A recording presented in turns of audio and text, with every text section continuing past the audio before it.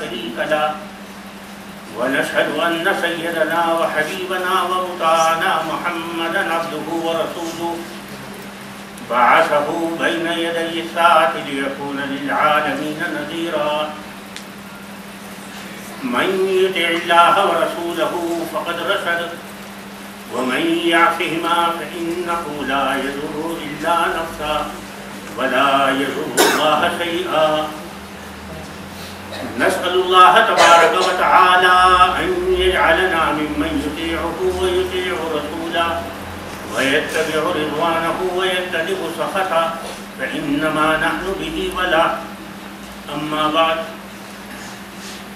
قال الله عز وجل فأعوذ بالله من الشيطان الرجيم إنا نحن نزلنا الذكر وإنا له لحافظون صدق اللہ.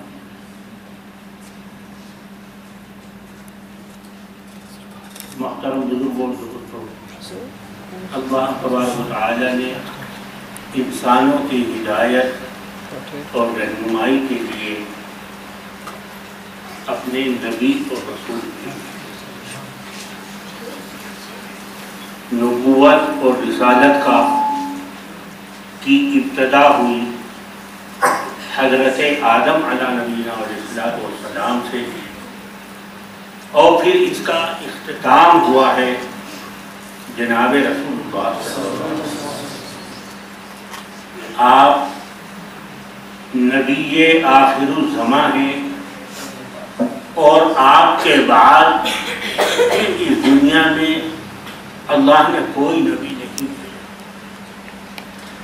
نہ ظلی، نہ بروزی، نہ عکسی، نہ مطبوع، نہ تابع، کسی بھی قسم کا نبی نہیں بھیجا. آپ کے بعد جو بھی دنیا کے اندر نبوت کا دعویٰ کرتا ہے وہ پرلے درجے کا جھوٹا ہے، پرلے درجے کا. باہر کیف اللہ تبارک و تعالیٰ نے انسانوں کی ہدایت اور رہنمائی کے لیے انبیاء کرام اور رسولوں کا سلسلہ جاری فرمایا، اور ان کی تائید اور تقویت کے لیے اللہ تبارک و تعالیٰ نے تمام انبیاء کرام کو معجزات بھی عطا فرمائے.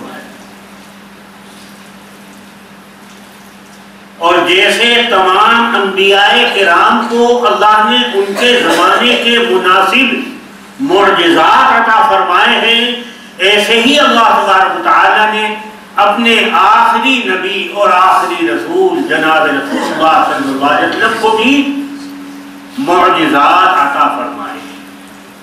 لیکن علماء نے بیان فرمایا کہ دیگر انبیاء کرام کے معجزات میں اور جناب رسول اللہ صلی اللہ علیہ وسلم کے معجزات میں اللہ تبارک و تعالیٰ نے دو فرق رکھے ہیں. ایک فرق تو یہ ہے کہ پچھلے انبیاء کرام کو اللہ تبارک و تعالیٰ نے جو معجزات عطا فرمائے اس کے اندر اللہ تبارک و تعالیٰ نے تقسیم فرما دی. ایک معجزہ اللہ نے اس نبی کو عطا فرمایا تو دوسرا معجزہ اللہ نے دوسرے نبی کو عطا فرما دیا. اس نبی کو جو معجزہ عطا فرمایا وہ ان نبی کو نہیں مرحمت فرمایا، اور ان نبی کو جو معجزہ عطا فرمایا وہ دوسرے نبی کو نہیں مرحمت فرمایا. تِلْكَ الرُّسُلُ فَضَّلْنَا بَعْضَهُمْ عَلَىٰ بَعْضٍ مِّنْهُمْ مَنْ كَلَّمَ اللَّهُ وَرَفَعَ بَعْضَهُمْ دَرَجَاتٍ. رسولوں کی یہ جماعت فضیلت بخشی ہے ہم نے ان میں سے ایک کو دوسرے پر. مِّنْهُمْ مَنْ كَلَّمَ اللَّهُ، انہی رسولوں میں سے بعض وہ ہیں جنہیں اللہ تبارک و تعالیٰ نے یہ معجزہ عطا فرمایا کہ ان کو اللہ تبارک و تعالیٰ نے براہ راست شرف ہم کلامی عطا فرمایا. جیسے حضرت موسیٰ علیہ السلام، اور جیسے حضرت موسیٰ علیہ السلام کلیم اللہ، اللہ نے آپ سے کوہ طور پر براہ راست کلام فرمایا، ایسے ہی حضرت آدم علیہ السلام جو ہیں وہ بھی کلیم اللہ، ان سے بھی اللہ نے براہ راست کلام فرمایا ہے۔ تو منہم من کلم اللہ ورفع بعضهم درجات، اور اللہ تبارک و تعالیٰ نے رسولوں کے درمیان میں معجزات کے عطا فرمانے کے اندر اللہ تبارک و تعالیٰ نے ہر ایک کو الگ الگ فضیلت عطا فرمائی۔ کسی کو یہ معجزہ عطا فرمایا تو کسی کو دوسرا معجزہ عطا فرمایا۔ جس نبی کے زمانے کے مناسب جو معجزہ تھا اللہ تبارک و تعالیٰ نے وہی معجزہ ان کو مرحمت فرمایا۔ لیکن جناب رسول اللہ صلی اللہ علیہ وسلم کو اللہ تبارک و تعالیٰ نے جو معجزات عطا فرمائے وہ پچھلے تمام نبیوں کے معجزات کا مجموعہ بھی اللہ تبارک و تعالیٰ نے آپ کو مرحمت فرمایا، اور ان کے علاوہ اللہ تبارک و تعالیٰ نے آپ کو اس کے علاوہ بھی بہت سے معجزات عطا فرمائے۔ یعنی حضرت آدم علیہ نبینا علیہ السلام سے لے کر اور جناب رسول حضرت عیسیٰ علیہ نبینا علیہ السلام تک سارے نبیوں کو اللہ نے جتنے معجزات عطا فرمائے وہ سارے کے سارے اللہ نے جمع فرما دیے جناب رسول اللہ صلی اللہ علیہ وسلم کی ذات عالی ہے۔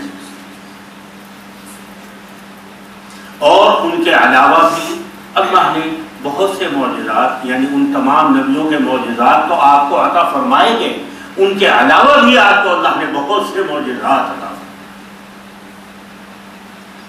حسن یوسف دم عیسیٰ ید بیضا داری، آج خوباں ہمدارند تو تنہا داری۔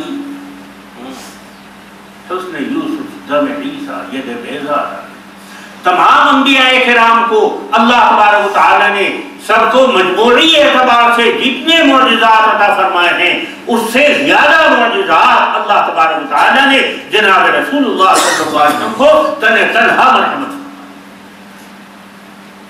ایک فرق تو یہ ہے دیگر انبیاء کرام کے معجزات میں اور جناب رسول اللہ صلی اللہ علیہ وسلم، ایک فرق، اور دوسرا فرق ایک اور وہ یہ کہ پچھلے تمام انبیاء کرام کی نبوت کا زمانہ وقتی تھا۔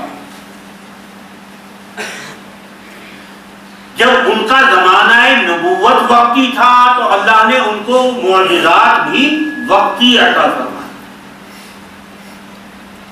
آج نہ وہ انبیاء کرام دنیا کے اندر تشریف فرما ہیں اور نہ ان کے معجزے دنیا کے اندر موجود ہیں۔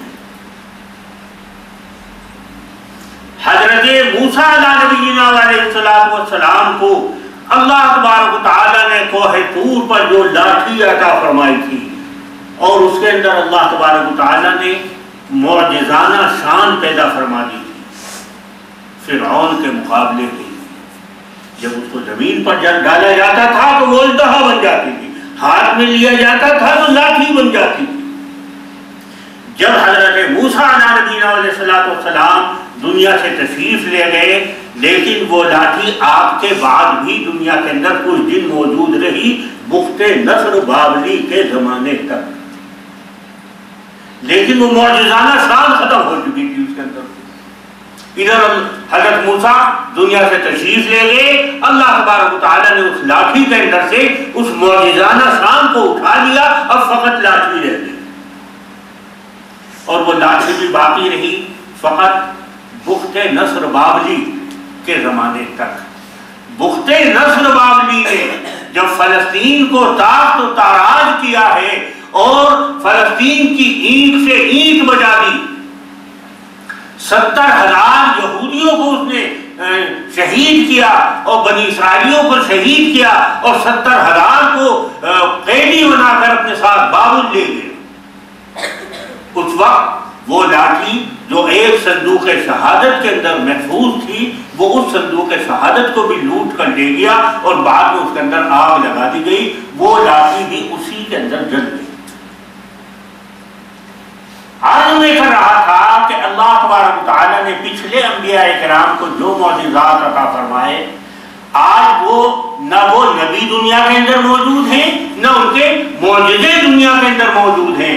نبی ان کے نبوت کا زمانہ بھی وقتی تھا اور ان کے معجزات بھی وقتی تھے، لیکن جناب رسول اللہ صلی اللہ علیہ وسلم کی شان یہ ہے کہ آپ کو اللہ تبارک و تعالیٰ نے قیامت تک آنے والے تمام بندوں کے لیے اللہ نے آپ کو نبی اور رسول بنا کر بھیجا۔ آپ اگرچہ دنیا سے تشریف لے گئے لیکن آپ کی نبوت کا زمانہ اب بھی چل رہا ہے اور قیامت تک چلتا رہے، تو کیونکہ آپ کی نبوت کا زمانہ قیامت تک کے لیے ہے، اس لیے ضروری یہ ہوا کہ جناب رسول اللہ صلی اللہ علیہ وسلم کو بعض معجزات ایسے بھی عطا فرمائے جائیں جو قیامت تک دنیا کے اندر باقی ہے۔ چنانچہ علماء نے بیان فرمایا کہ رسول پاک علیہ السلام کو اللہ تبارک و تعالیٰ نے 2 معجزات ایسے عطا فرمائے ہیں جو آج بھی دنیا کے اندر موجود ہیں اور انشاءاللہ قیامت تک موجود ہیں۔ وہ 2 معجزات کیا ہیں؟ جلال سیوطی نے خصائص الکبریٰ کے اندر ایک حدیث بیان کی ہے کہ بعض صحابہ کرام نے جناب رسول اللہ صلی اللہ علیہ وسلم سے سوال کیا کہ اللہ کے رسول، یہ ہر سال حاجی لوگ ہزاروں کی تعداد میں اکٹھے ہوتے ہیں اور ہر حاجی ہر جمرے پر رمی کرتا ہے، 7 ککرییں ہر جمرے پر ماری جاتی ہیں، وہاں سے اٹھایا بھی ان کو نہیں جاتا، تو اس اعتبار سے تو چند سالوں میں یہاں پر ککریوں کا ٹیلا بن جانا چاہیے،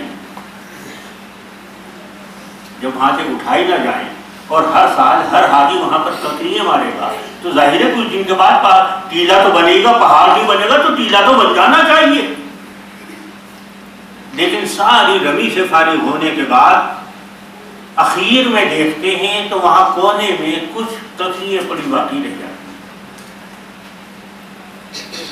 یہ سوال اللہ کے رسول سے کیا کہ ہاں تو ککریوں کا ٹیلا بن جانا چاہیے۔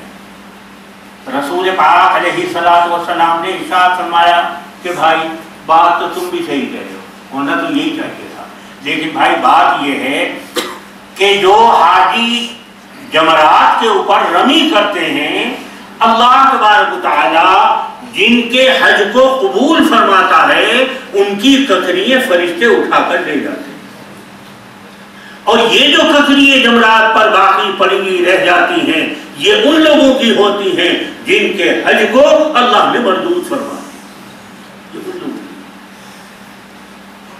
میرے محترم بزرگوں دوستوں، جناب رسول اللہ صلی اللہ علیہ وسلم کا یہ فرمان عالی آج بھی ہمارے سامنے آپ کے معجزے کی شکل میں موجود ہے۔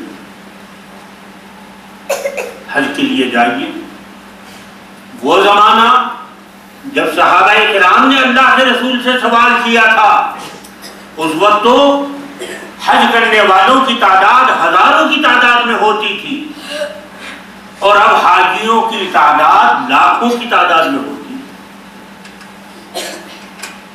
اب چند سالوں کی بات نہ کرو، اب تو یہ بات کرو کہ 3 دن تک اہل ایمان کا گھمسان کا رنگ پڑتا ہے شیطان کے ساتھ، اور 3 دن تک نہ دن میں نہ رات میں موقع نہیں ملتا حکومت کو ٹرک لگانے کا، تو وہاں سے ٹرک لگا کے وہاں سے ککریوں کو برباد کر لے جاتا سوالی پیدا ہے۔ 3 دن تک مسلسل، دن میں بھی اور رات میں بھی۔ ایک مسئلہ میں آپ حضرات کے سامنے عرض کر دوں، حاجی حضرات جو مرد ہیں، طاقتور ہیں، نوجوان ہیں، بڑھاپا بھی ان پر نہیں آیا، ان کے لیے رات کے وقت میں رمی کرنا مکروہ ہے،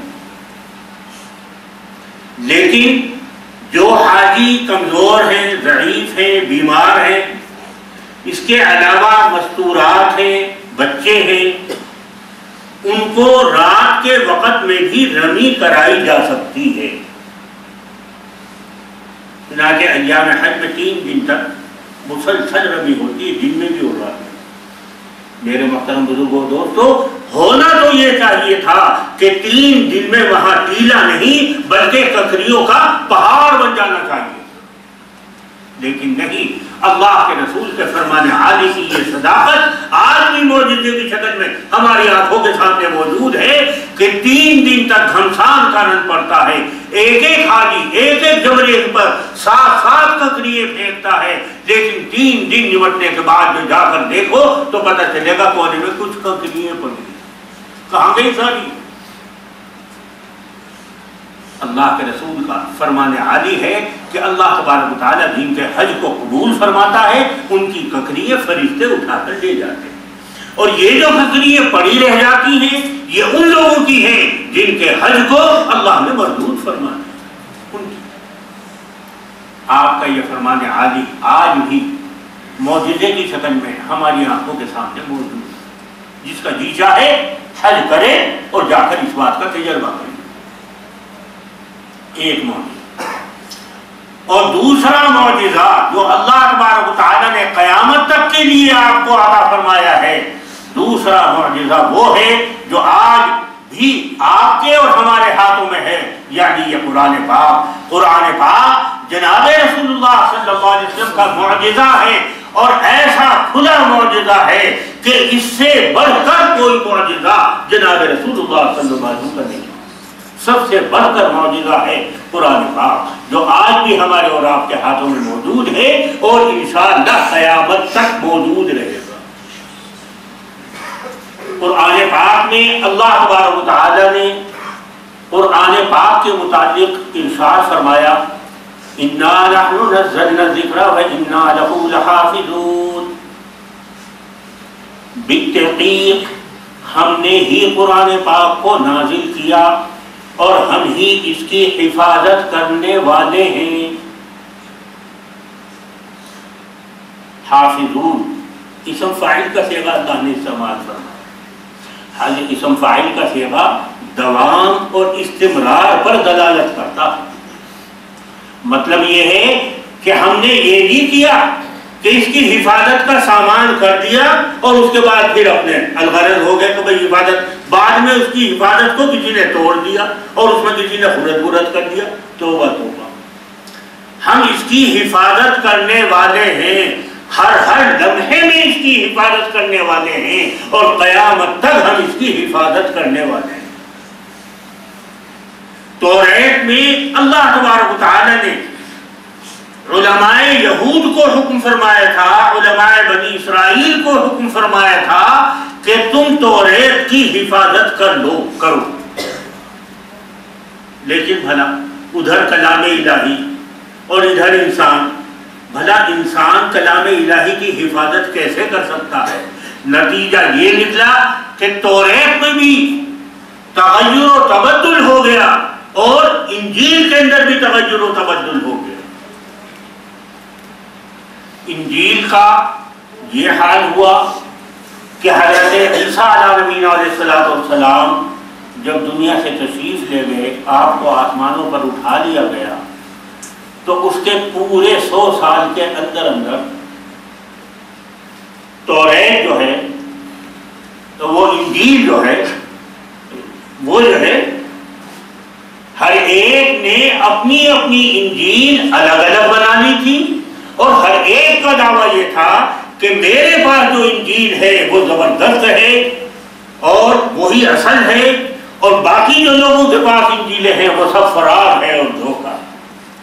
400 انجیلیں 100 سال کے اندر وجود میں آ چکی تھی، اور ہر ایک کا کہنا یہ تھا کہ میری بغل میں جو انجیل لگی ہے وہی ہے اصلی، بس باقی تو 399 تو سب دھوکہ ہے۔ یہ حال تھا ان کی انجیلوں کا، اور جس وقت اسلام کی روشنی دنیا کے اندر پھیلی ہے اس وقت ان کے 3 خدا تھے، خدا تھے 3 اور انجیلیں تھی ان کی 400۔ جب اسلام کی توحید کی روشنی دنیا کے اندر پھیلی اور اس توحید کی تعلیم سے وہ لوگ متاثر ہوئے، تو انہوں نے فیصلہ کر لیا کہ اسلام کا تو خدا بھی ایک، کتاب بھی ایک، اور ان کا نبی بھی ایک. ان کے مقابلے میں ہمارے 3 خدا اور 400 کتابیں نہیں چل سکتی. لہذا کتابوں کے اندر بھی کٹوتی کرنی پڑے گی اور ہمیں اپنے خداؤں کے اندر بھی کٹوتی کرنی پڑے گی. اسلامی تعلیمات سے متاثر ہو کر پھر باقاعدہ نصارہ کے یہاں میٹنگ ہوئی اس بات کی، اور اس میٹنگ کے اندر یہ فیصلہ ہوا کہ خداؤں کے اندر بھی کٹوتی کرو اور انجیلوں کے اندر بھی کٹوتی. خداؤں میں انہوں نے کیا کٹوتی کی؟ پہلے ان کا عقیدہ یہ تھا کہ خدا 3 ہیں اور تینوں مستقل بذات خدا ہیں. آسمانی باپ وہ بھی خدا، اور اس کے بعد روح القدس وہ بھی خدا. روح القدس سے پہلے جو ہے مسیح ابن مریم وہ بھی خدا. اور اس کے بعد بھی 2 خدا تو یہ تھے، یہ تو متفق علیہ تھے. اور تیسرے خدا کے متعلق ان کا پھر یہ ان کے اندر اختلاف تھا کہ تیسرا خدا کون ہے. بعض یہ کہتے تھے کہ تیسرا خدا جو ہے وہ روح القدس سے ہے، اور بعض یہ کہتے تھے کہ تیسرا خدا جو ہے وہ مریم. تو پہلے وہ ان تینوں خداؤں کو علیحدہ علیحدہ مستقل بذات خدا مانتے تھے. لیکن اس کے بعد جب اسلام کی تعلیمات سے وہ متاثر ہوئے اور انہوں نے اپنے خداؤں کے اندر کٹوتی کرنے کا ارادہ کیا، تو میٹنگ کے اندر یہ طے پایا کہ خدا تو 3 ہی ہیں، لیکن تینوں کے مجموعے کا نام خدا ہے.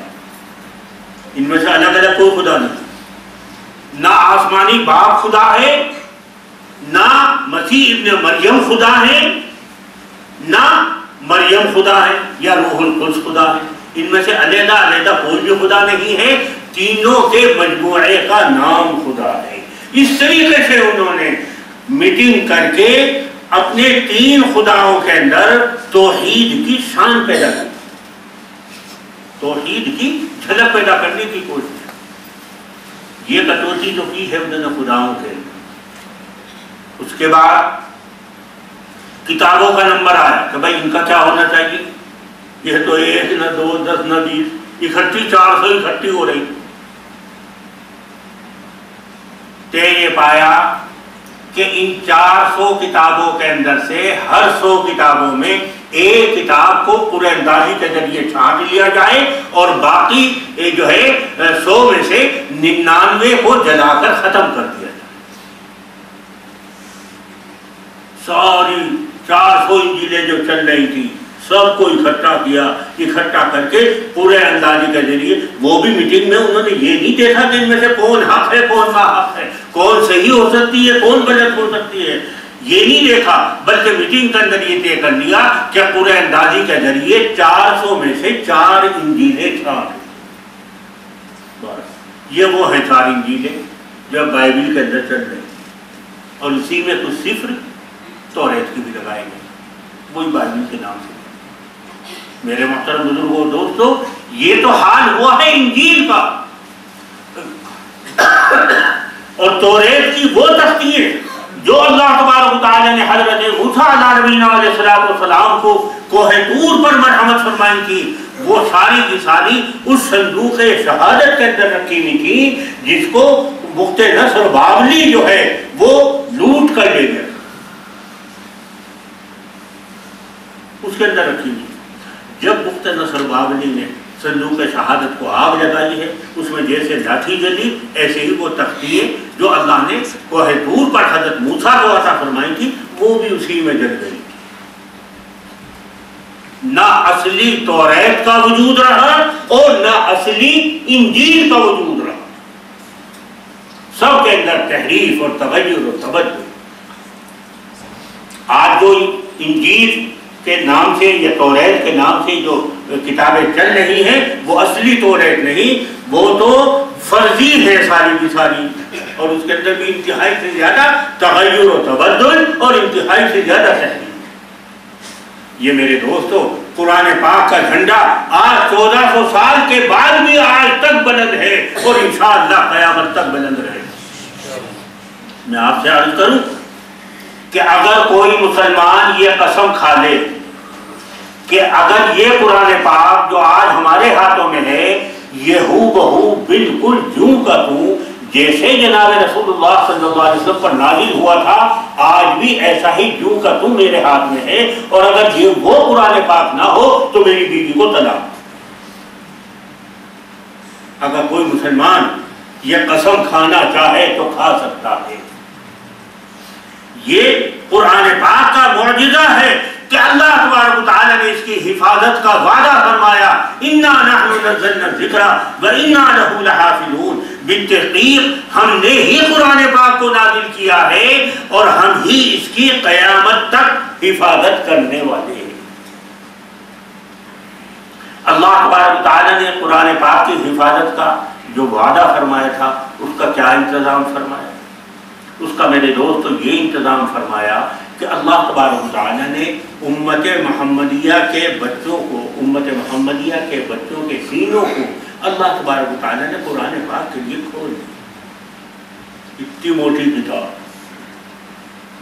اور ہمارے بچے پھونک مارے تو اڑ جائیں، ہڈیوں کا ڈھانچہ۔ لیکن یہ قرآن پاک کا معجزہ ہے کہ ہمارا بچہ چاہے وہ جتنا کمزور ہو چند سالوں میں قرآن پاک کو اپنے سینے کے اندر محفوظ کر لے۔ یہ قرآن پاک کا یہ معجزہ کھلا ہوا ہے، بالکل ظاہر۔ ہم یہ بات گارنٹی کے ساتھ کہہ سکتے ہیں کہ پچھلی آسمانی کتابیں، جن کو آسمانی کتابیں کہا جاتا ہے، اگرچہ اب وہ ہمارے حساب سے آسمانی کتابیں نہیں رہی، اور یا اس کے علاوہ کوئی اور کتاب جس کے آسمانی ہونے کا دعویٰ کیا جاتا ہو، آج تک بھی دنیا کے اندر کسی کتاب کا کوئی حافظ آپ کو نہیں ملے گا۔ کیوں بھائی ملے گا؟ نہیں ملے گا۔ اکا دکا کوئی پتلی سی کتاب ہو، اس کا کوئی حافظ مل جائے تو مل جائے، ورنہ اتنی موٹی کتاب کا کوئی بھی پوری دنیا کے اندر حافظ نہیں ملے۔ یہ اللہ تبارک و تعالیٰ نے قرآن پاک کی حفاظت کا انتظام فرمایا، اور یہی وجہ ہے کہ قرآن کا کٹر سے کٹر دشمن اگر وہ قرآن پاک کو نعوذ باللہ دنیا سے ختم کرنا چاہے تو نہیں کر سکتا۔ اسے تو قیامت تک اسی حال میں باقی رہنا۔ سن 1947 سے پہلے، جبکہ انگریزوں کا زمانہ تھا اور وہ انگریزوں کا آخری دور تھا، اور اس وقت انگریزوں کی یدغار مسلمانوں پر بہت زیادہ تھی۔ ایک تو مسلمانوں کے اوپر ظلم اور تعدی اتنا ڈھایا جا رہا تھا کہ ان کے حوصلے پست ہو جاتے، ادھر نظریاتی طور پر مسلمانوں کے نظریات کے اوپر حملہ کیا جا رہا تھا۔ اس زمانے میں ہندوستان کے اندر یہ چھاپا خانہ شروع نہیں ہوا تھا۔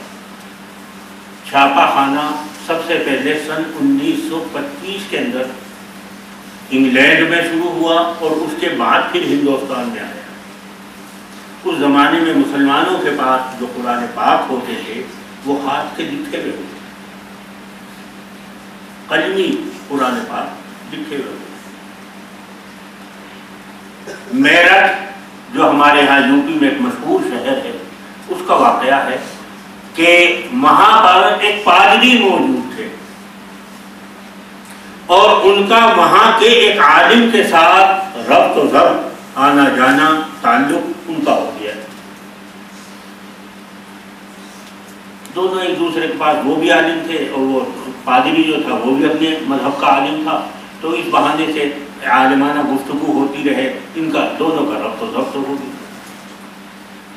ان عالم نے دیکھا کہ وہ پادری صاحب جہاں بھی کہیں ان کو قرآن پاک ہدیہ ہوتا نظر آتا تھا تو فوراً اس قرآن پاک کو ہدیے میں لے لیتے تھے۔ اور اس کے ہدیے کے دینے میں وہ ہیل حجت نہیں کرتے تھے. نہیں بھائی اتنے کا نہیں بھائی اتنے کا لگا لو, اتنا تو بہت مہنگا دے رہے. کچھ نہیں, جو ہدیہ دینے والے کی زبان سے نکل گیا فوراً وہ ہدیہ ان کو دے کر وہ قرآن پاک لے لیا کرتے. ایک بار دیکھا, دو بار دیکھا, تین بار دیکھا, تو پھر ان عالم سے رہا نہیں گیا.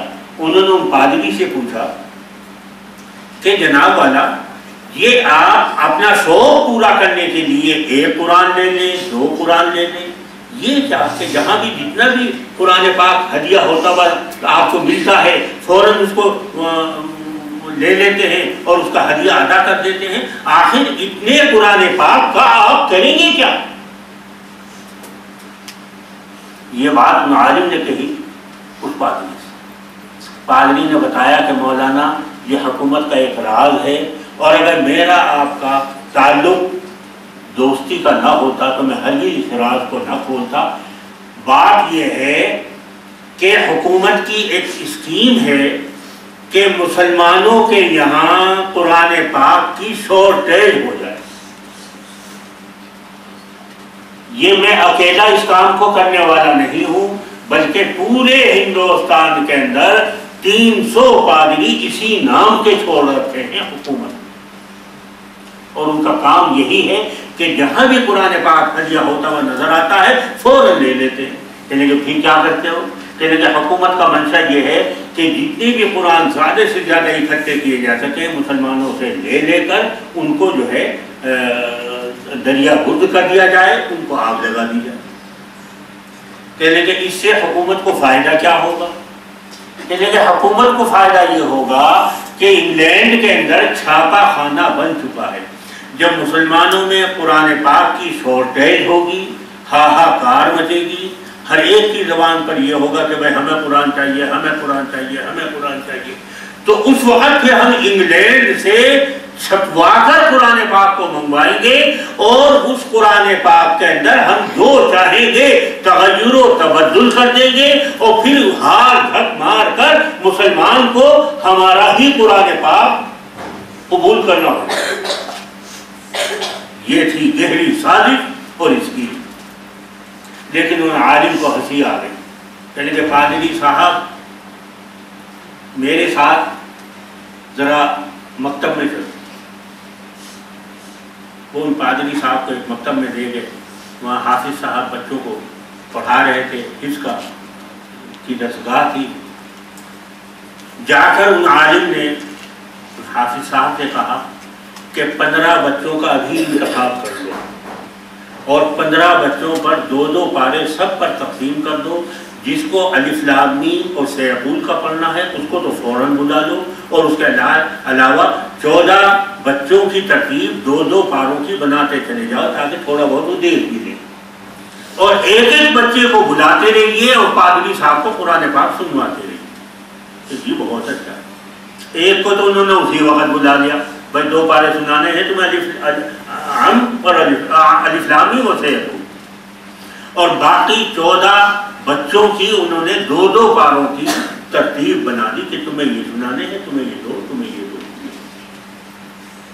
اتنا وقت ہے جلدی جلدی دیکھ لو. 3.5 گھنٹے میں 15 بچوں نے 2 پارے سنا کر 3.5 گھنٹے میں پورا قرآن پاک ان پادری صاحب کو سنا دیا. اور اس کے بعد پھر علی صاحب نے کہا کہ تم اور تمہاری حکومت اگر یہ سمجھتی ہے کہ ہمارے قرآن پاک کی حفاظت تمہارے ہاتھوں میں ہے تو تم غلط سمجھتے. ارے ہمارے قرآن کی حفاظت تمہارے چھاپا خانوں پر موقوف نہیں ہے.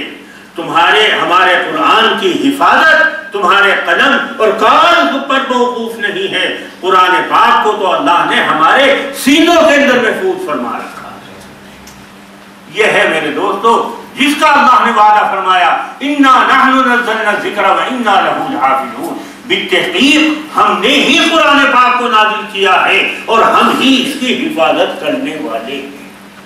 قیامت تک کی حفاظت کا اللہ نے وعدہ فرما دیا ہے. اور یہی وجہ ہے میرے دوستو مان لو تھوڑی دیر کو، فرض کر لو اگر کوئی دشمن قرآن ایسا پیدا ہو جائے جو قرآن پاک کو پوری دنیا سے نیست نابود کر دے، ایک بھی قرآن پاک کا نسخہ پوری دنیا کے اندر باقی نہ رہے، تو کیا وہ یہ سمجھتا ہے کہ میں نے پورا قرآن پاک دنیا سے ختم کر دیا؟ جھوٹ بولتا ہے، غلط کہتا ہے۔ ارے قرآن پاک تو اگر نعوذ باللہ کوئی تو ایسا ہو نہیں سکتا ہے، لیکن اگر کوئی دشمن قرآن ایسا پیدا ہو گیا جس نے پوری دنیا سے قرآن پاک کے جتنے بھی نسخے تھے سب کو نیست نابود کر دیا، تو میرے محترم بزرگوں دوستو، پورے ہندوستان کی بات نہیں کرتا، پورے کشمیر کی بات نہیں کرتا، قسم کھا کر کہتا ہوں کہ صرف سری نگر کے حافظ مل کر 7 دن میں دوسرا قرآن تیار کر لیں گے۔ جو بھائی کر لیں گے بھی کر لیں گے، اور ایسا کر لیں گے، ایسا کر لیں گے کہ اس کے اندر نہ زبر کا فرق ہوگا، نہ زیر کا فرق ہوگا، نہ پیش کا فرق ہوگا، نہ اس کے اندر کسی نقطے کا فرق ہوگا۔ یہ اللہ تبارک و تعالیٰ نے حفاظت کا وعدہ اللہ تبارک و تعالیٰ نے اس طرح پورا فرمایا، اور اس اعتبار سے یہ قرآن پاک جناب رسول اللہ صلی اللہ علیہ وسلم کا معجزہ ہے، اور تمام معجزات کے اندر سب سے بڑھ کر معجزہ۔ اور پھر قرآن پاک اپنی قوت تاثیر کے اعتبار سے بھی معجزہ، ایک ایک آیت، ہمارے تو ایمان کمزور ہو چکے میرے دوست، ورنہ ایک ایک آیت دلوں پر ایسی اثر انداز ہوتی تھی کہ قرآن کا کٹر سے کٹر دشمن بھی ماننے کو یہ مانتا تھا کہ ہاں قرآن کے اندر حلاوت اور شیرینی بے انتہا۔ ایک قصہ سناؤں، جناب رسول اللہ صلی اللہ علیہ وسلم کے زمانے میں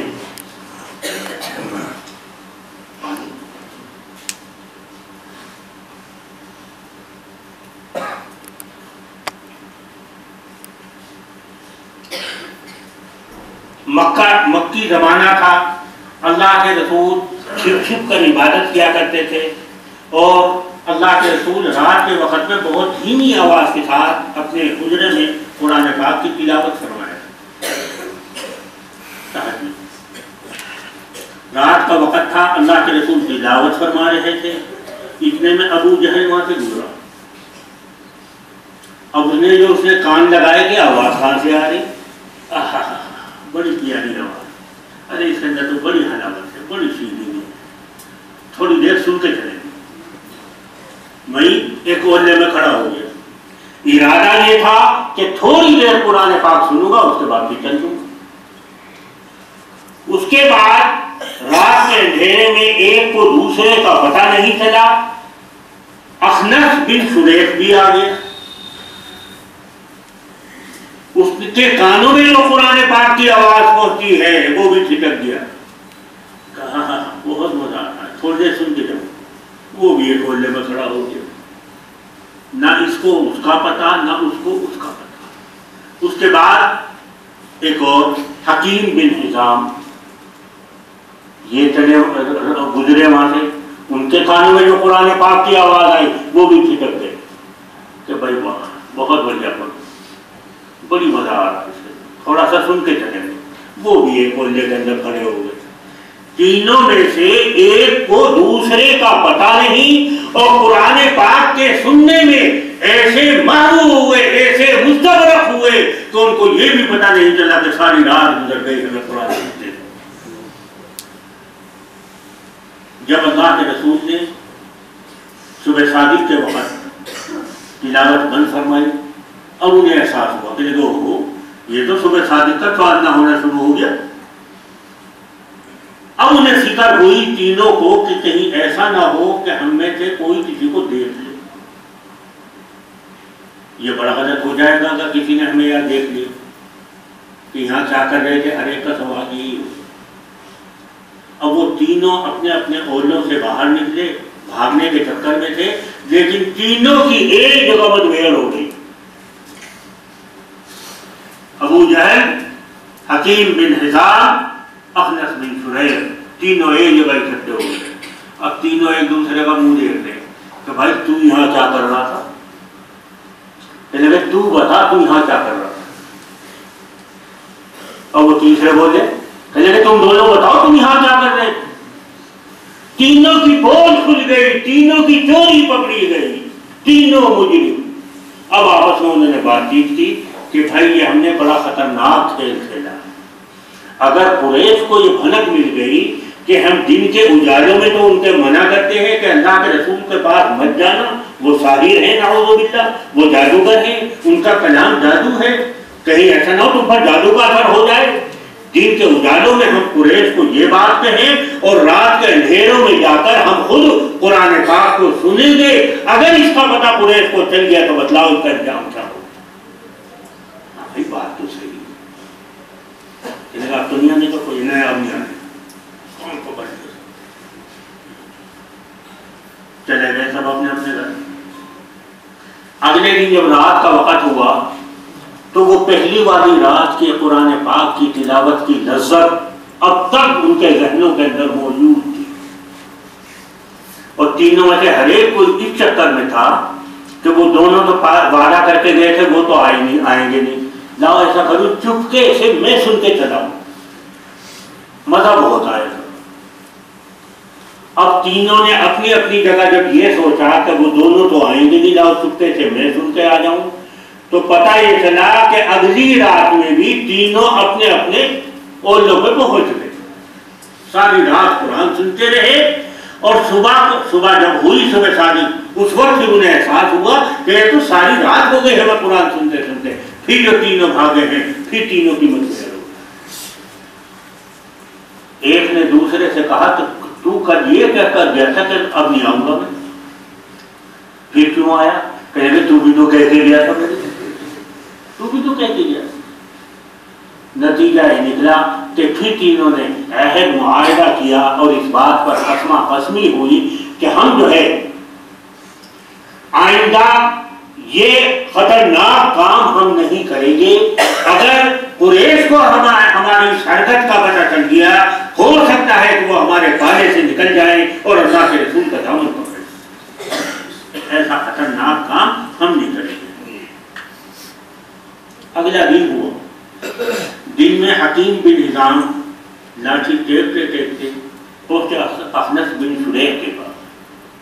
कहने लगे देखो कुरैश के सामने कहने के लिए तो हमारे पास दसियों बातें हैं जो चाहे कह दें, लेकिन इस वक्त मैं हूं और तुम हो, ईमानदारी के साथ बताओ 2 दिन तुमने कुरान सुना है, तुमने कुरान को कैसा पाया?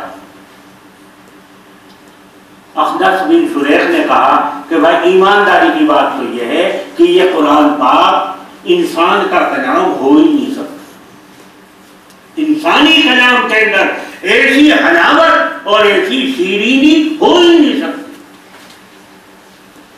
हकीम बिन हिज़ाम ने कहा कि हाँ भाई ईमानदारी की पूछो तो मेरा भी कहना यही है कि ये इंसान का कलाम हो ही नहीं सकता, ये तो कलाम इलाही है। उसके बाद फिर हकीम बिन हिज़ाम लाठी टेकता हुआ पहुंचा अबू जहल के पास। अबू जहल के पास पूछा और वही सवाल उसने अबू जहल से किया कि भाई इस वक्त मेरे और तुम्हारे अलावा और कोई नहीं है। कुरैश के सामने कहने के लिए सैकड़ों बातें हैं, लेकिन इस वक्त ईमानदारी के साथ मैं और तुम है और कोई नहीं है। ईमानदारी से अपने दिल के ऊपर हाथ रखकर ये बता दो कि तुमने 2 दिन कुरान पाक सुना है, तुमने कुरान को कैसा पाया? उसने वही मुतकब्बिराना जवाब दिया जो तकब्बुर ताल्ली उसके दिमाग के अंदर कूद कूद कर भरी हुई थी। वही जवाब ग़ज़वा बदर के मौके पर अबू जहल पर 2 बच्चे, छोटे छोटे बच्चे, ऐसी उम्र जैसे हमारे बच्चे बैठे, उन्होंने सुन रखा था अपना घर वालों से कि अबू जहल बड़ा फितीन है और वो अल्लाह के रसूल का सबसे बड़ा दुश्मन है। उन दोनों ने आपस में फैसला कर लिया कि हम और कुछ करें ना करें, लेकिन अल्लाह के रसूल के इस दुश्मन को बदर के अंदर जरूर इसको हम ढेर करें, ये फैसला करें। लेकिन वो बेचारे अबू जहल की सूरत तक नहीं जानते थे। उन्होंने अंसारी बच्चे थे, उन्होंने एक मुहाजिर भाई से कहा कि चचा जान आप हमें एक मरतबा सामने दुश्मनों की फौज के अंदर एक मरतबा दूर से ये दिखा दें कि अल्लाह के रसूल का दुश्मन अबू जहल कौन सा है। बेटे क्या करोगे? انہوں نے کہا چچا جان ہم نے فیصلہ کر لیا ہے کہ ہم اس کو یہاں سے زندہ سلامت واپس نہیں جانے دیں گے، یہ ہمارا فیصلہ، لیکن ہم صورتاً اس سے واقف نہیں، آپ ہمیں ایک دفعہ اس کی دشمن کے میدان کے اندر اس کی ایک جھلک ہمیں دکھائیں، پھر ہم جانے ان کو جائیں۔ اچھا بیٹے تھوڑی دیر ٹھہرو، جب وہ ابو جہل سامنے آئے گا تو میں بتاؤں گا تمہیں دور سے۔ جب وہ گھومتے گھامتے ابو جہل سامنے آیا، ان مہاجر صحابی نے ان بچوں کو بتایا کہ بیٹا اللہ کے رسول کے دشمن ابو جہل وہ ہے، وہ پریشان ہے، ہاں پریشان ہے۔ وہ مہاجر صحابی تو درادر ہو گئے، ان دو جو ہے انصاری بچوں نے اس کو ٹال دیا کہ یہ ہے، اور اس کے بعد پھر لگ گئے موقع کی تلاش میں کہ کہیں ایک طرف کو یہ ہمیں تنہا مل جائے۔ ایک دفعہ ان کا موقع لگ گیا اور دونوں بچوں نے جا کر اس کو اپنے قبضے میں کر لیا، اس کو بٹھا دیا۔ لیکن بچے تھے، چھوٹے چھوٹے بچے تھے، اس سے آگے کام کا کرنا ان کے بس میں نہیں تھا۔ انہوں نے اپنے مہاجر صحابی کو آواز دی کہ چچا جان ہم نے اللہ کے رسول کے دشمن کو پکڑ لیا ہے، اس کو پچھاڑ لیا ہے، لیکن ہمارے بس کا اس کو ذبح کرنا نہیں ہے، آپ جو ہے تھوڑی سی ہماری مدد کریں، اللہ کے رسول کے اس دشمن کو ختم کریں۔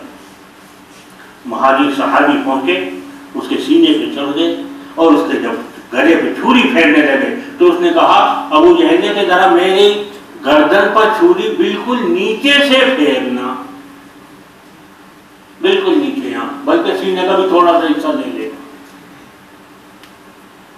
ان مہاجر صحابی نے پوچھا کہ بھائی چھری اوپر پھرے گی تو بھی مرے گا، نیچے پھرے گی تو بھی مرے گا، اس سے فرق کیا بیٹھتا ہے کہ چھری اوپر پھیرنا یا نیچے پھیرنا؟ ابو جہل نے متکبرانہ جواب دیا کہ بھائی بات یہ ہے کہ میں قوم کا سردار ہوں، میں قریش کا سردار ہوں، اور سردار کا سر سب سے اونچا ہونا چاہیے۔ میں یہ چاہتا ہوں کہ کل کو جب یہاں ہماری قوم کے قریش کے سر پڑے ہوئے ہوں تو ان کے سروں کے اندر میرا سر سب سے اونچا ہو۔ یہ متکبرانہ جواب دیا، وہی تکبر اور تعالی والا جواب اس نے ابو جہل نے اس وقت بھی دیا کہ بھائی اللہ کے رسول محمد صلی اللہ علیہ وسلم حق پر ہو یا نہ حق پر ہو، قرآن اللہ کی کتاب ہو یا نہ ہو، ہمیں اس سے کوئی مطلب نہیں ہے، لیکن ہم نے تو فیصلہ یہ کر رکھا ہے، ہمارے کنبے نے فیصلہ یہ کر رکھا ہے کہ ہمیں اخیر وقت تک ان کی مخالفت کرنی ہے، یہ فیصلہ ہے۔ کیوں؟ اس لیے کہ تمہیں معلوم ہے ہمارے خاندان میں اور ان کے خاندان میں چشمت چلی آ رہی ہے، کبھی وہ ہماری ٹانگ کھینچتے ہیں، کبھی ہم ان کی ٹانگ کھینچتے ہیں۔ اب وہ یہ کہنے لگے کہ ہمارے کنبے میں اللہ نے نبی بھیج دیا، ہم اس کا مقابلہ کیسے کریں؟ اب اس کے مقابلے کی شکل اس کے علاوہ اور کوئی نہیں ہے کہ انہوں نے اپنے کنبے میں نبی ہونے کا دعویٰ کیا تو ہم اپنے کنبے کے اندر کہتے ہیں کہ ہمارے کنبے میں خدا آ گیا، تبھی مقابلہ ہو سکتا ہے۔ لہٰذا ہم نے یہ فیصلہ کر رکھا ہے کہ ہم ان کو ہر کسی بھی حال میں نہیں مانیں گے، چاہے یہ حق پر ہی کیوں نہ ہو۔ یہ متکبرانہ جواب دیا ہے ابو جہل نے۔ باہر کے میرے محترم بزرگوں دوستو، عرض میں کر رہا تھا کہ لوہا وہی ہے جس کو دشمن بھی مانے، جس چیز کا لوہا دشمن بھی مانے وہی قرآن پاک کا کی حلاوت، قرآن پاک کی شیرینی، یہ دشمن کو بھی متاثر کرتی تھی۔ یہ ہے جناب رسول اللہ صلی اللہ علیہ وسلم کا معجزہ جو اللہ تبارک و تعالیٰ نے ہمیں اور آپ کو عطا فرمایا ہے، اور اللہ تبارک و تعالیٰ اس معجزے کو انشاءاللہ قیامت تک باقی رکھے۔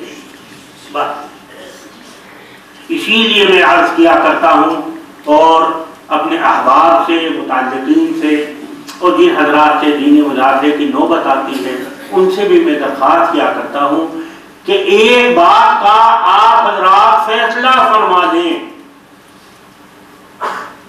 چھوٹے ہوں یا بڑے ہوں، بچے ہوں یا بوڑھے ہوں، مرد ہوں یا خواتین ہوں، سب ایک بات کا فیصلہ فرما دیں، ایک بات کی نیت کر لیں کہ انشاءاللہ ثم انشاءاللہ ہمیں اپنے بچوں میں سے، اپنے پوتوں میں سے انشاءاللہ ایک کو ضرور حافظ بنانا ہے۔ نیت کر لیں، اللہ آسان فرمائے گا۔ جو شخص قرآن پاک حفظ یاد کرتا ہے، اپنے سینے کے اندر محفوظ کرتا ہے، اللہ تبارک و تعالیٰ کیا کچھ اس کو عطا فرماتے ہیں۔ 3 چیزیں اللہ تبارک و تعالیٰ اس کو مرحمت فرماتے ہیں۔ من حفظ حدیث پاک میں جناب رسول اللہ صلی اللہ علیہ وسلم نے ارشاد فرمایا، من حفظ القرآن وعمل به البس والداه تاجا یوم القیامہ ضوءه احسن من ضوء الشمس لو كان الشمس في بيوتكم۔ رسول پاک علیہ السلام نے ارشاد فرمایا کہ جس نے اپنے سینے کے اندر قرآن پاک کو محفوظ کر لیا، قرآن پاک کو حفظ یاد کر لیا، اور پھر اس کے بعد پھر اس کو اللہ نے عمل کی بھی توفیق عطا فرما دی، تو کل قیامت کے دن حافظ کے والدین کو اللہ تبارک و تعالی ایسا چمکتا ہوا تاج عطا فرمائیں گے کہ اس کی روشنی کے سامنے سورج کی روشنی ماند پڑ جائے، جبکہ وہ سورج تمہارے اپنے کمرے کے اندر لٹکا ہوا ہو اور بالکل سیدھا ہو۔ اس وقت سورج چوتھے آسمان پر ہے اور الٹا، تب اس کا عالم یہ ہے کہ آپ تو ماشاءاللہ اس وقت جنت میں ہیں، ہمارے ہاں جا کر دیکھو لو کے تھپیڑے اتنے چل رہے ہیں، اتنے چل رہے ہیں، آج ہی فون آئے گا کہنے کہ عصر کے بعد تک گرم ہوائیں چل رہی، جھلس رہے تھے۔ الٹا ہے، چوتھے آسمان پر ہے، اب یہ حال ہے۔ اور اگر جو ہے اس کو سیدھا کر دیا جائے اور اس مسجد کے اندر دونوں پنکھوں کے بیچ میں اگر اس کو لا کر ٹانگ دیا جائے تو اندازہ کرو کہ اس پوری مسجد کو کیسا روشن اور منور کر دے گا۔ رسول پاک علیہ السلام نے ارشاد فرمایا کہ اللہ تبارک و تعالی حافظ کے والدین کو اس سے بھی زیادہ چمکتا ہوا تاج پہنائے۔ یہ تو ملا حافظ کے والدین،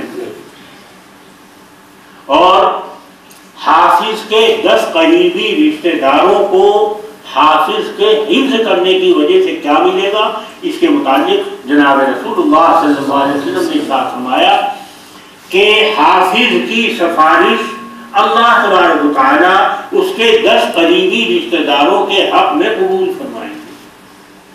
گویا خاندان کے اندر ایک حافظ،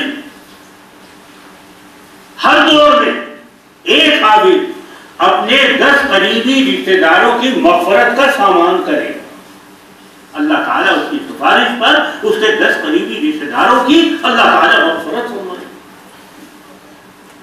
یہ تو ملا حافظ کے ماں باپ کو چمکتا ہوا تاج مل گیا، حافظ کے قریبی رشتہ داروں کو مغفرت کا سامان ہو گیا۔ اب خود حافظ کو کیا ملا؟ حافظ کو اللہ تبارک و تعالیٰ جو ثواب عطا فرمائیں گے اس کو اللہ تبارک و تعالیٰ نے متعین نہیں فرمایا، مقرر نہیں فرمایا۔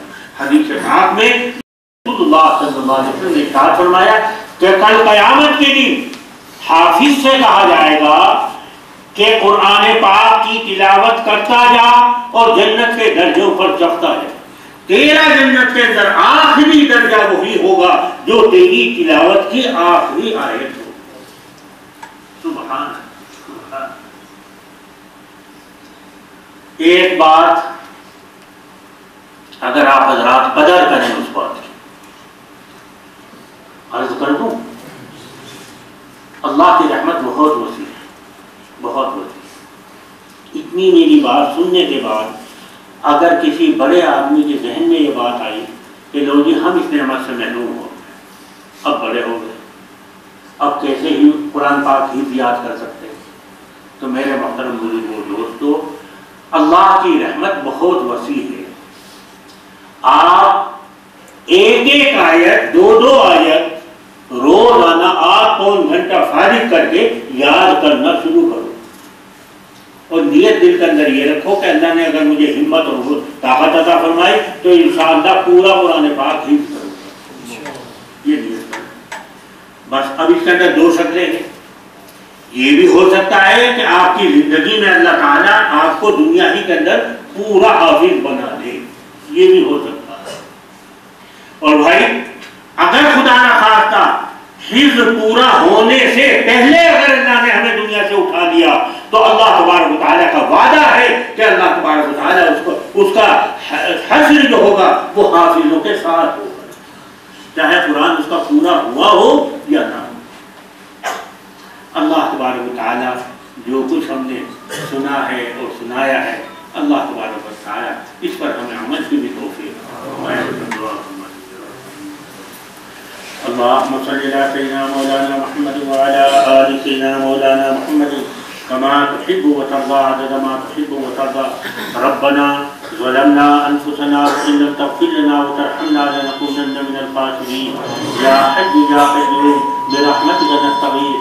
ألف لام ميم. الله لا إله إلا هو الحي القيوم وعنت الوجوه للحي القيوم لا إله إلا أنت سبحانك إني كنت من الظالمين. یا اللہ ہمارے گناہوں کو معاف فرما، یا اللہ ہماری خطاؤں سے درگزر فرما، یا اللہ ہمارا خاتمہ ایمان پر فرما، یا اللہ ہمیں دوزخ کے عذاب سے، عذاب قبر سے نجات عطا فرما، قیامت کی سختیوں سے ہماری حفاظت فرما، میدان حشر کی سختیوں سے ہماری حفاظت فرما۔ پورا عالم کا مسلمان وہ جہاں کہیں بھی آباد ہے اس کے جان کی، مال کی، آبرو کی، عزت کی یا اللہ پوری حفاظت و نگرانی فرما۔ شریر کے شر سے، حاسد کے حسد سے اور غلط نگاہ کی غلط نگاہی سے حفاظت فرما۔ یا اللہ تو حفاظت کرنے پر آ جائے تو کوئی ہمارا بال بھیکا کرنے والا نہیں ہے، اور تو نے حفاظت کا ہاتھ ہمارے سروں سے اٹھا لیا تو پھر یہ دنیا ہمیں کچا کروا جائے گی۔ یا اللہ ہمیں غیروں کے حوالے نہ فرما، یا اللہ ہمیں یہود اور نصارہ کے حوالے نہ فرما۔ یا اللہ امت محمدیہ کو، آپ اپنے پیارے نبی کی امت کو یہود اور نصارہ کے پنجوں سے چھڑا لے۔ یا اللہ ان کو، اللہ کے ان کو یہود اور نصارہ کا تھوکا چاٹنے سے یا اللہ ہماری حفاظت فرما، یا اللہ ہماری حفاظت فرما۔ یا اللہ محض اپنے لطف و کرم سے دین کا کام جہاں بھی ہو رہا ہے، جس حیثیت سے بھی ہو رہا ہے، تبلیغ کی لائن سے، تعلیم کی لائن سے، مدارس کی لائن سے، خانقاہوں کی لائن سے، علماء کی وعظ و نصیحت کی لائن سے، یا اللہ تمام دینی کاموں کے اندر دن دونی رات چوگنی ترقی عطا فرما۔ یا اللہ تمام دینی کاموں کو ہمیں اپنا کام سمجھنے کی توفیق عطا فرما۔ یا اللہ یہ جو دوئی ہمارے اندر پیدا ہو چکی ہے کہ کوئی کسی کو دین کا کام سمجھ رہا ہے، دوسرے کام کو غلط سمجھتا ہے، یا اللہ اس سے ہماری بھرپور حفاظت فرما۔ تمام دینی کاموں کو ہمیں اپنے سینے سے لگانے کی توفیق عطا فرما، تمام دینی کاموں کی بھرپور مدد کرنے کی توفیق عطا فرما۔ یا اللہ ایک چھوٹا سا دینی مدرسہ اور دینی مکتب، یا اللہ اس کے اندر خوب وسعتیں عطا فرما، خوب برکتیں عطا فرما۔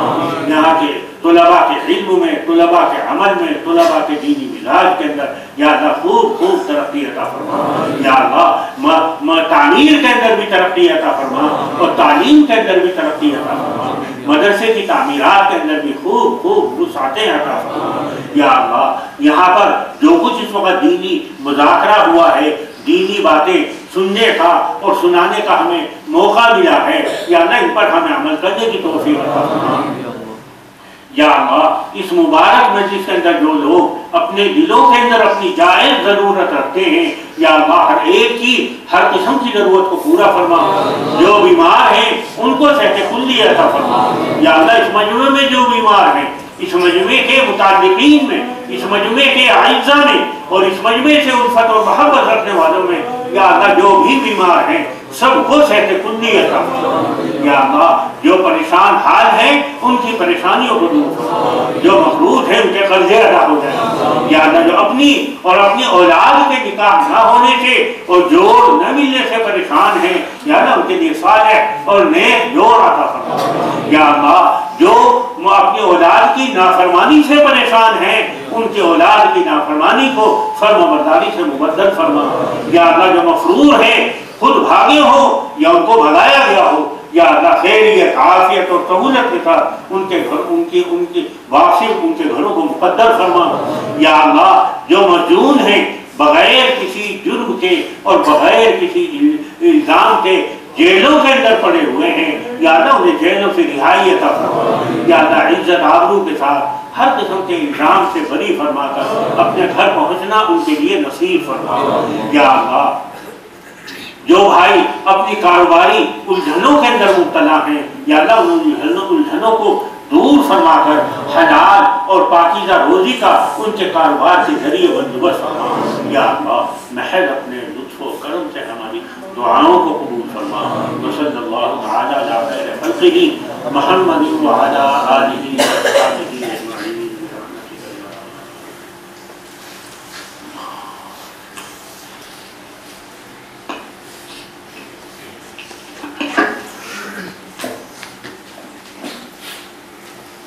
السلام